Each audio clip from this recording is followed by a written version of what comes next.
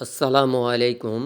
আজকে আমি উঁচু নারকেল গাছে কিভাবে বিষ প্রয়োগ করতে হয় সেটা আমি দেখাবো। উঁচু নারকেল গাছে বিষ দেওয়া প্রচণ্ড কষ্টসাধ্য, বিশেষ করে আমরা যারা গাছে উঠতে পারি না তাদের জন্যে। তো যখন মোচা ফাটে, ফুল বের হয় নারকেলের, তখন সেই সময় বিভিন্ন রকমের পোকার উপদ্রবে নারকেলের জালিগুলো নষ্ট হয়ে যায়, নারকেলের গুটিগুলো খসে খসে পড়ে।